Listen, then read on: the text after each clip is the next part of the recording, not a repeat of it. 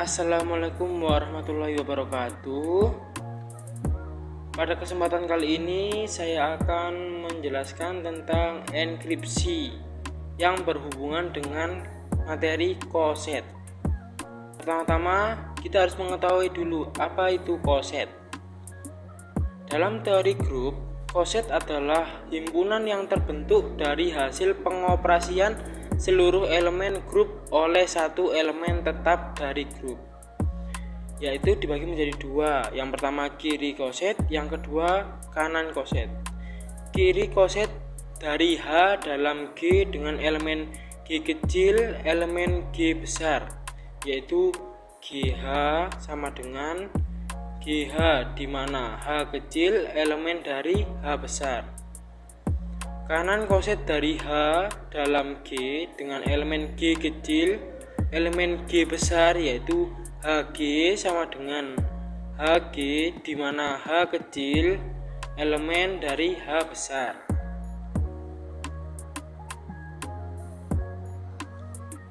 Apa sih kegunaan koset dalam enkripsi? Koset sendiri berguna dalam enkripsi dibagi menjadi 4. Yang pertama yaitu partisi grup. Koset membagi grup menjadi bagian-bagian yang tidak saling beririsan atau partisi, seperti blok-blok data dalam enkripsi. Dalam kriptografi, kita bisa menganggap setiap koset sebagai blok pesan terenkripsi yang berbeda. Yang kedua, reduksi kompleksitas.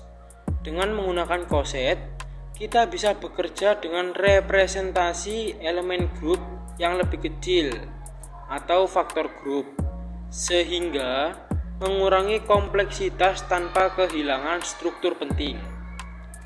Yang ketiga yaitu kerahasiaan melalui ambiguitas. Koset dapat digunakan untuk menyembunyikan informasi karena anggota dalam koset tidak unik terhadap elemen grup. Hal ini cocok dengan prinsip confusion dalam kriptografi. Yang keempat yaitu homomorfisme dan enkripsi. Dalam sistem kriptografi homomorfik, kita sering memanfaatkan grup dan koset untuk mengelola enkripsi, sehingga operasi matematika masih bisa dilakukan dalam bentuk terenkripsi.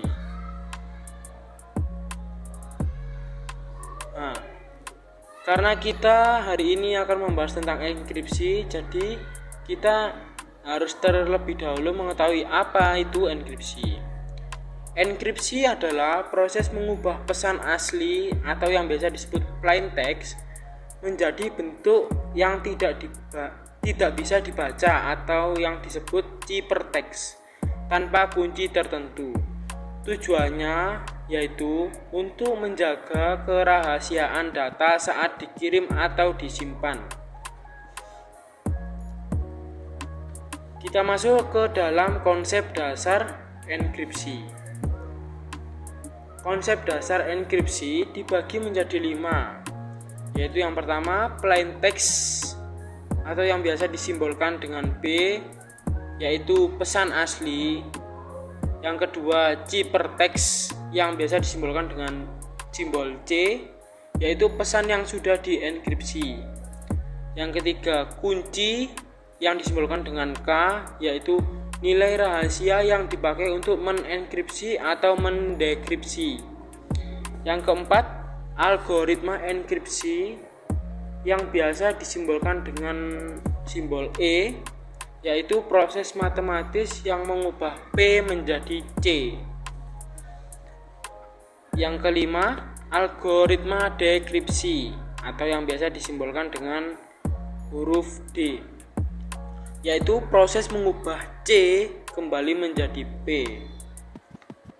Oke.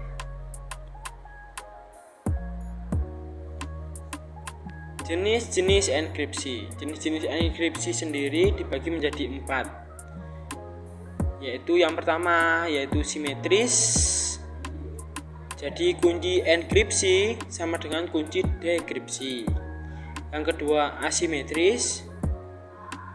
di mana kunci enkripsi tidak sama dengan kunci dekripsi.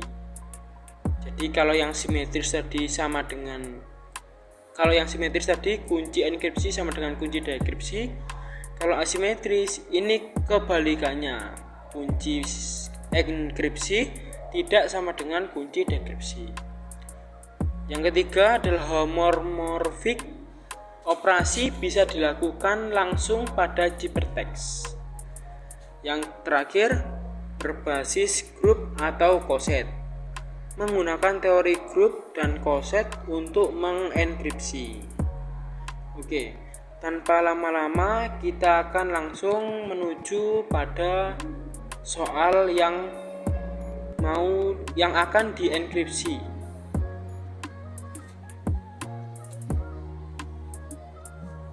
Soalnya yaitu pertama-tama kita lihat dulu teks asli. Di soal ini teks aslinya yaitu berupa hello. Terus gunakan enkripsi Caesar dengan kunci sama dengan 3. Gunakan huruf kapital A sampai Z tanpa spasi, tanpa simbol. Jadi untuk melihat soalnya kita pertama-tama melihat dulu teks aslinya itu berupa apa, terus enkripsinya kuncinya itu berapa, dan yang digunakan itu huruf kapital sampai apa saja. Kita langsung menuju ke, kita selesaikan dulu jawabannya. Langkah yang pertama tadi kan katanya kan hello.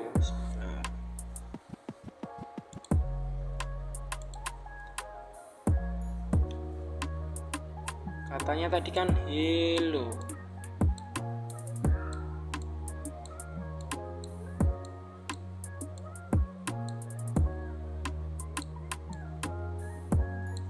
Pertama-tama dari kata hello itu kita ubah huruf-hurufnya menjadi angka. Jadi ini yang pertama H. H itu kalau kita angkakan itu menjadi 8 karena H itu merupakan urutan huruf yang ke-8. Yang kedua huruf E.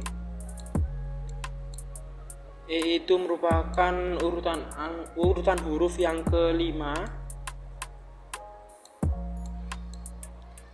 Terus L. L itu yang ke-12.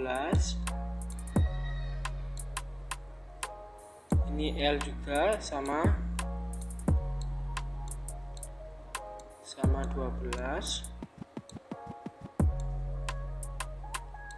Yang O itu ke-15.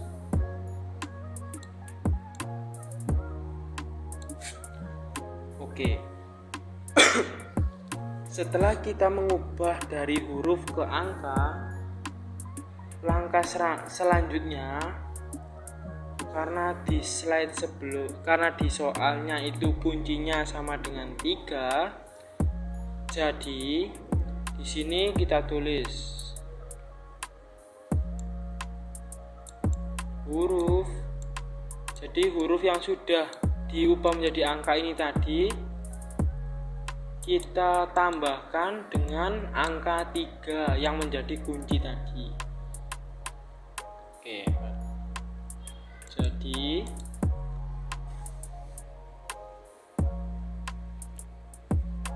ini jadinya 8 ditambah 3 karena kuncinya 3 ya. Karena kuncinya 3 jadi sama dengan 11. Nah, ini kita langsung ubah menjadi angka huruf lagi. Karena 11 itu berarti urutan huruf K. Nah, kita tulis K. Selanjutnya yang E berarti 5 ditambah dengan 3 hasilnya 8, yang berarti huruf H.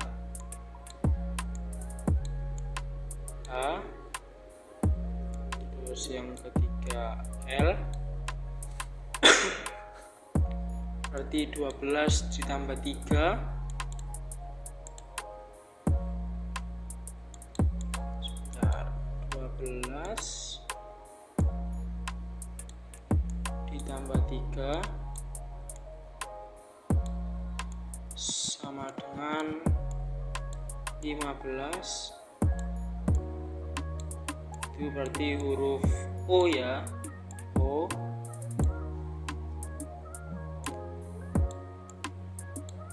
Yang L satunya juga sama, 12 ditambah 3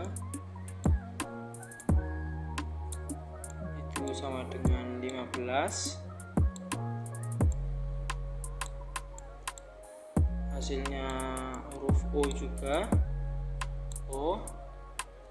Yang terakhir huruf O, berarti 15 ditambah 3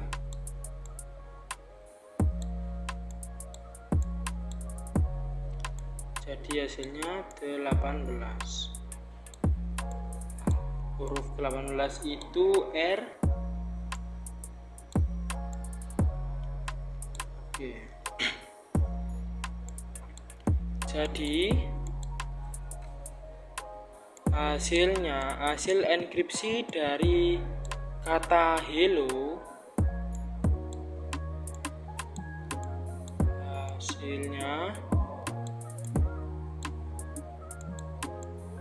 hasilnya itu adalah KHOOR. Oke. Jadi yang semulanya kata hello ini,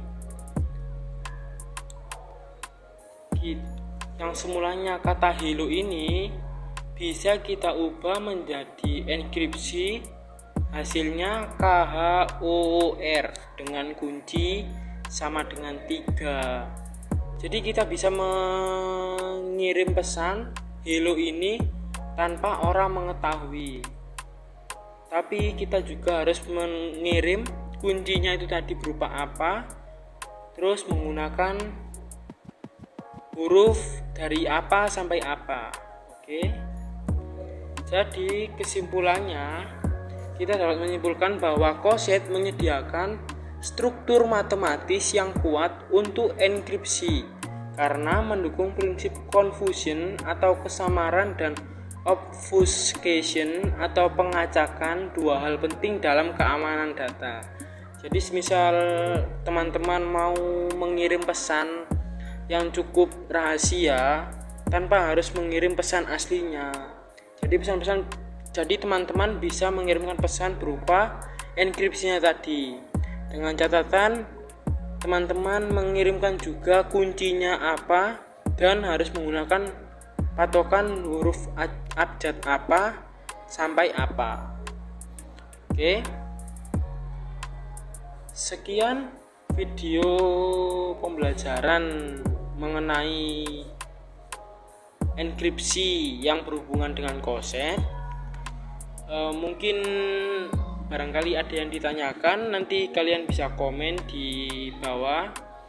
Dan selanjutnya kita akan membahas tentang Coset, implementasi Coset dalam kehidupan sehari-hari yang lebih rinci lagi, yaitu tentang kriptografi, enkripsi yang jenis lain, dan lain sebagainya. Oke, terima kasih. Sudah cukup videonya, sekian. Wassalamualaikum warahmatullahi wabarakatuh.